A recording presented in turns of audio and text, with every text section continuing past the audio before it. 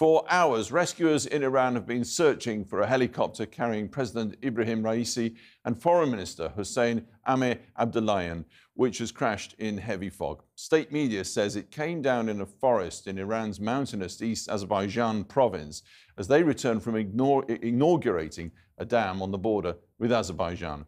Poor weather is hampering efforts to reach the site. The public has been urged to pray for those on board.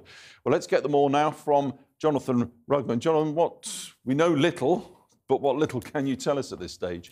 What I can tell you, Alex, is that this is a major crisis at the heart of the Iranian government, because the effective head of the day-to-day government of the country, Ebrahim Raisi, the president, who is 63, is missing, as is his foreign minister, Hossein Amir-Abdollahian.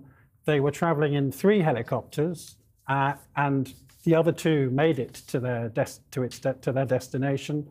This one did not. As you said, it came down in a forested area in thick fog, and Iranian state television has put out pictures of the beginnings of the rescue effort, showing us the thick fog that is on the ground. State television is calling on Iranians to pray for these individuals.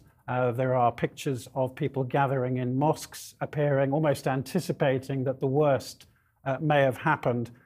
And state media, importantly, is blaming the weather for this crash. It is not, for example, blaming the Israelis, which is obviously the sort of speculation that has inevitably occurred. It does look as if bad weather was involved. Right, and perhaps some significance even in that. And indeed, unconfirmed reports that 3 rescuers have gone missing. Tell us about President Raisi. What do we know about him? He's been president of Iran since 2021. He's very much considered a hardliner.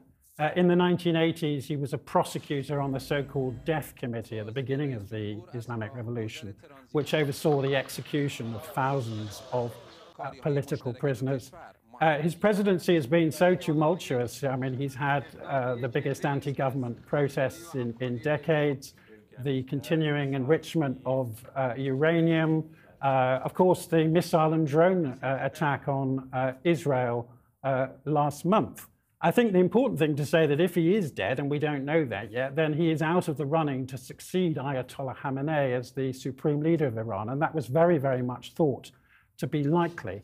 And if he has died, there will be presidential elections in Iran in the next 50 days. And who is allowed to stand in those elections will determine the political direction of the country. But it's obviously too soon to say whether he has survived this accident or not. Sure, and everything you said points to your opening remarks. It is a crisis at the heart of government. Jonathan, thanks very much indeed.